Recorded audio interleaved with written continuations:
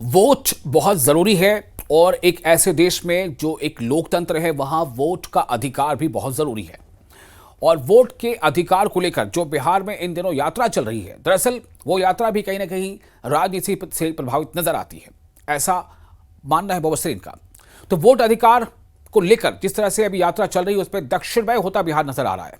इसका मतलब क्या है, क्यों बिहार को दक्षिणमय कहा जा रहा है और इस दक्षिणमय होते बिहार पर भाजपा का अगर वार है तो वो क्यों है, ये भी आपको बताएंगे। दरअसल बिहार में स्पेशल इंटेंसिव रिवीजन यानी एसआईआर के खिलाफ चल रही राहुल गांधी और तेजस्वी यादव की वोटर अधिकार यात्रा में नए नए उसमें तब्दीली देखने को मिल रही है। उसमें कुछ नया नया उसका एक तरह से कह सकते तजुर्बा देखने को मिल रहा है।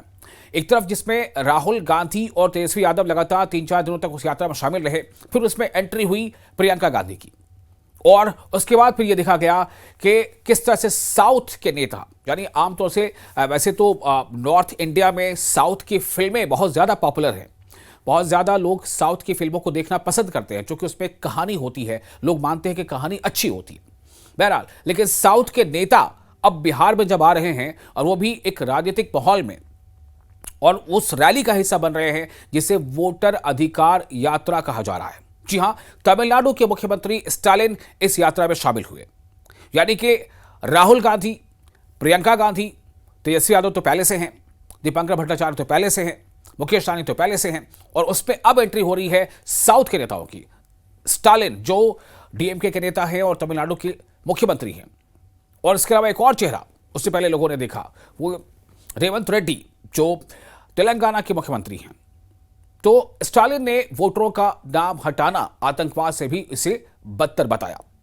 जी हां, डीएमके के नेता और तमिलनाडु के जो चीफ मिनिस्टर हैं स्टालिन, उन्होंने दरअसल वोटर अधिकार यात्रा में शामिल होते हुए और इस खबर को लेकर जो अभी चर्चा है काफ़ी, जिसको लेकर चर्चा होती रही है, इलेक्शन कमीशन से कई सवाल पूछे गए हैं, इलेक्शन कमीशन ने इसको लेकर के प्रेस कॉन्फ्रेंस भी की। तो उन्होंने कहा कि अगर इस तरह की बात सामने आ रही है कि वोटरों का नाम हटाया जा रहा है तो वोटरों का नाम हटाना आतंकवाद से भी बदतर है। ये किसने कहा? ये कहा स्टालिन ने।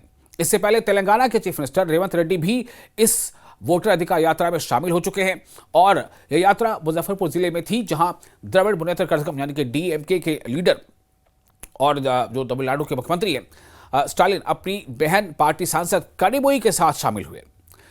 तो जाहिर है कि इसमें अलग से अलग सवाल उठने थे और अगर इस वोटर अधिकार यात्रा में अब एक एक करके दूसरे राज्यों के मुख्यमंत्री भी शामिल हो रहे हैं तो क्या ये माना जाए कि जो वोटर अधिकार यात्रा के जो भी संयोजक हैं उन्हें यह लग रहा है कि यात्रा पॉपुलर हो रही है?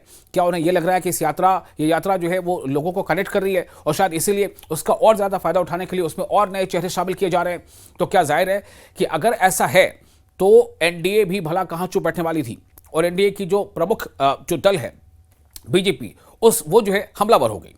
तो इस दौरान उन्होंने कहा, यानी कि स्टालिन ने कहा कि अगर बिहार विधानसभा चुनाव स्वतंत्र यानी इंडिपेंडेंट और निष्पक्ष यानी अनबायस्ड हुए तो इंडिया गठबंधन इनमें जीत दर्ज करेगा। यानी कि अभी चुनाव की तारीखों का ऐलान भी नहीं हुआ है, लेकिन स्टालिन कह रहे हैं कि अगर निष्पक्ष चुनाव हुआ, अगर बिहार में होने वाले विधानसभा चुनाव निष्पक्ष हुआ तो इंडिया गठबंधन ही जीतेगा। उन्होंने मतदाता सूची से मतदाताओं के नाम हटाने को आतंकवाद से भी बदतर बताया। एमके स्टालिन ने मुजफ्फरपुर में तमिल में दिया भाषण और इसलिए जो है थोड़ा सा काफी उसकी ज्यादा चर्चा हुई। भले ही उनकी बातों को सीधे तौर पर लोग समझ नहीं पाए, लेकिन एक अलग जबान, एक ऐसा व्यक्ति जो साउथ के किसी राज्य का चीफ मिनिस्टर है वो उनके बीच है और वो एक ऐसी जुबान बोल रहा है जो शायद उसे वो समझ तो नहीं पा रहे हैं, लेकिन सुनने में थोड़ा अलग लग रहा है।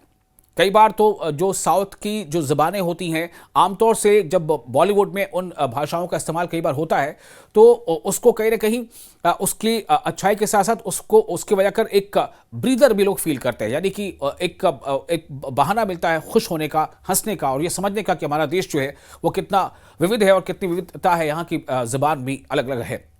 तो बहरहाल मुजफ्फरपुर में एक रैली को संबोधित करते हुए स्टालिन ने अपना भाषण तमिल में दिया, जिसका हिंदी में अनुवाद, हिंदी में ट्रांसलेशन किया जाता रहा और जब हिंदी में लोगों ने उनकी बातों को सुना और समझा कि दरअसल स्टालिन कह क्या रहे हैं, तो जाहिर है कि जब लोग समझ पाए हिंदी में तो तालियां भी बजती देखी गई, लोगों ने तालियां बजाई। स्टालिन ने कई बातें कही, कई आरोप भी लगाए। जाहिर सी बात है कि सियासी नेता हैं, एक पार्टी है, पार्टी के वो सर्वेसर्वा है और तमिलनाडु के वो चीफ मिनिस्टर हैं, तो वो सियासत से अलग बातें कैसे कर सकते हैं? सियासी आरोप और ना लगे भाषणों में ऐसा कैसे हो सकता है? बहरहाल स्टालिन ने आरोप लगाते हुए कहा कि पिछले 1 महीने से पूरा देश बिहार पर उत्सुकता से नजर रखे हुए है। निर्वाचन आयोग रिमोट कंट्रोल वाली कठपुतली बन गया है, ये उन्होंने आरोप लगाया। ये मैं फिर से कह रहा हूं कि ये एमके स्टालिन ने इलेक्शन कमीशन पर आरोप लगाया और ये कहा कि इलेक्शन कमीशन जो है वो रिमोट कंट्रोल वाली कठपुतली बन गया है। यानी कि इलेक्शन कमीशन खुद से कुछ नहीं कर रहा, जो उसे कहा जा रहा है, जो उसे आदेश दिया जा रहा है, वो कर रहा है। ये स्टालिन कह रहे हैं। स्टालिन ने मतदाता सूची के विशेष गहन पुनरीक्षण के विरोध में निकाली गई यात्रा को मिली प्रतिक्रिया से वो काफी उत्साहित नजर आए, काफी हौसलाबंद नजर आए। और इसलिए डीएमके के नेता स्टालिन ने कहा कि 65 लाख लोगों का नाम हटाना आतंकवाद से भी बदतर है। तमिलनाडु के मुख्यमंत्री ने सवाल किया कि क्या 65 लाख लोगों के नाम हटाना आतंकवाद से भी बदतर नहीं है? यह सवाल किया उन्होंने अपनी तमिल भाषा में। जाहिर है कि लोग जो वहां मौजूद थे वो हिंदी में तर्जुमा या फिर कह लें कि ट्रांसलेशन सुन रहे थे। स्टालिन ने कहा कि जब leader of opposition Rahul Gandhi ने माजी में हुए चुनावों की बारे में बातें की, उसके बायसनेस को लेकर के या अनबायसनेस को लेकर के संदेश जताया कि ये अनबायस है कि नहीं है, तो इलेक्शन कमीशन जो है वो क्या कहा, इलेक्शन कमीशन से तरफ से क्या कहा गया कि हलफनामा जो है उन्हें पेश करना होगा और अगर वो ऐसा नहीं करते हैं तो फिर जो है उन्हें देश के सामने माफी मांगनी होगी। स्टालिन ने वादा किया कि इंडिया गठबंधन जीती, अगर इंडिया गठबंधन बिहार चुनाव में जीत दर्ज करता है तो शपथ ग्रहण में भी वो आएंगे। तो स्टालिन ने कहा कि मैं आपसे वादा करता हूं कि विधानसभा चुनाव में इंडिया गठबंधन की जीत के बाद मैं शपथ ग्रहण समारोह में शामिल होने के लिए फिर आऊंगा। उन्होंने कहा कि बिहार ही वो धरती है जहां इस राष्ट्रव्यापी गठबंधन यानी इंडिया गठबंधन की नींव रखी गई थी और यह गठबंधन भाजपा की सीट की संख्या को 240 तक लाने में सफल रहा है। जो पिछले साल लोकसभा चुनाव में जिन्होंने नारा दिया था, बड़े बड़े नारे दिए थे, उन्होंने कहा था कि 400 पार, अब की बार 400 पार, ये स्टालिन कह रहे थे। अब सवाल ये पैदा होता है कि अगर स्टालिन ऐसा कह रहे हैं तो उनके ऐसा कहने के बाद बीजेपी क्या खामोश रह सकती थी?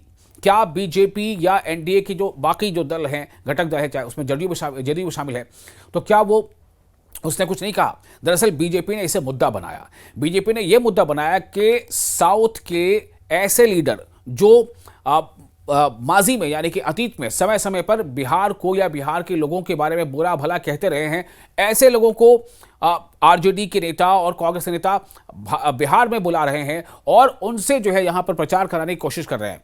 तो क्या ये सही है? यानी कि बीजेपी ने अपनी जो ये कह सकते हैं कि सियासी जो वार है, जो सियासी तीर है, वो सीधे तौर पर यह कहकर चलाया कि बिहार के लोगों के ये कहीं ना कहीं दुश्मन है और ये बिहार के लोगों के बारे में बुरा भला कहते रहे हैं। पटना में स्टालिन और रेवंत रेड्डी का भी, पटना में स्टालिन का भी और रेवंत रेड्डी का भी जो तेलंगाना के मुख्यमंत्री हैं, उनका भी पुतला फूंका गया। और दूसरी तरफ लोकसभा में विपक्ष के नेता राहुल गांधी की वोटर अधिकार यात्रा में तमिलनाडु के मुख्यमंत्री एमके स्टालिन और तेलंगाना के चीफ मिनिस्टर रेवंत रेड्डी के शामिल होने को लेकर विरोध तेज हो गया है। भारतीय जनता पार्टी ने, जैसा मैंने पहले बताया कि भारतीय जनता पार्टी ने इसको लेकर के विरोध के स्वर जो है वो अपनाए और इसको लेकर के काफी कुछ ऐसी बातें कही हैं कि बिहार के लोगों के बारे में माजी में ये नेता ऐसे वैसे बयानात देते रहे हैं, तो आखिर ऐसे में बिहार में, पटना में या पटना के लोग या बिहार के लोग उन्हें कैसे अपना सकते हैं, इनकी बातों पर कैसे भरोसा कर सकते हैं? उन्होंने कहा कि राजधानी, तो इसका विरोध करते हुए राजधानी पटना में तमिलनाडु के मुख्यमंत्री एमके स्टालिन और तेलंगाना के मुख्यमंत्री रेवंत रेड्डी का पुतला भी फूंका गया और उनके बिहार आने का विरोध जताया गया। पटना सिटी में ये भाजपा के कार्यकर्ताओं ने उनका पुतला जो है वो दहन किया और साथ ही खूब जो है बीजेपी के जो कारकुन थे वो उन्होंने डीएमके के खिलाफ या स्टालिन के खिलाफ या यूँ कह लें कि रेवंत रेड्डी के खिलाफ, जो कांग्रेस के ही नेता हैं और तेलंगाना में चूंकि कांग्रेस सरकार है तो उनके खिलाफ आवाज़ें बुलंद की। राहुल गांधी का भी विरोध हुआ, तेजस्वी यादव का विरोध हुआ। विरोध इसलिए कि ये ऐसे लोगों से हाथ मिला रहे हैं या ऐसे लोगों को उन्होंने बिहार में बुलाया है जो बिहार के लोगों के बारे में या बिहारियों के बारे में बुरा भला कहते रहे हैं। इस दौरान सभी कार्यकर्ताओं के हाथों में कांग्रेस नेता राहुल गांधी, प्रियंका गांधी, राजद नेता तेजस्वी यादव, स्टालिन और रेवंत रेड्डी के विरोध में लिखे नारे के पोस्टर और तख्तियां भी थी जब भाजपा के कार्यकर्ता इनका विरोध कर रहे थे। सभी कार्यकर्ता इनके विरोध में नारे लगा रहे थे और ये भाजपा ने दिखाया है। दरअसल अब बात यहां पर यह आ गई है कि वोटर अधिकार यात्रा जैसे जैसे आगे बढ़ती जा रही है, बेशक उससे भीड़ भी नजर आ रही है, लेकिन ऐसा कोई जरूरी नहीं है कि भीड़ जो वोट में कन्वर्ट हो जाए या ये जो भीड़ है ये चुनाव आते आते तक ये भीड़ इतनी ही रह जाए, इसमें कमी हो जाए या इसमें बढ़ोतरी हो जाए, कुछ भी हो सकता है।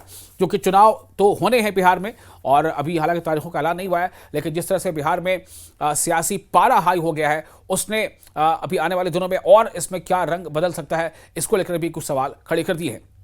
तो एक तरफ तो रेवंत रेड्डी का और स्टालिन का पुतला फूंका गया, वहीं इन्हें कांग्रेस ने एक तरह से मेहमान नेता के तौर पर बुला करके अपनी रैली में शामिल किया था। अब सवाल ये पैदा होता है कि दक्षिण के जिन नेताओं ने, जब बताया गया है कि दक्षिण के जिन नेताओं ने, जैसा कि बीजेपी का कहना है कि दक्षिण के जिन नेताओं ने बिहारियों का अपमान किया है, उसे लेकर घूम रहे हैं तेजस्वी। जी हाँ, तेजस्वी उसे ऐसे नेताओं को लेकर घूम रहे हैं।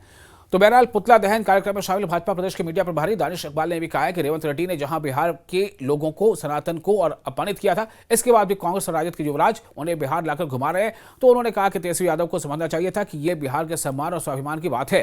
अब सवाल ये पैदा होता है कि कोई भी पार्टी अगर उसे लगता है कि राजनीतिक तौर पर वो उसकी अपनी एक अलग लाइन है, तो वो तो इस पर मुकाबला करेगी।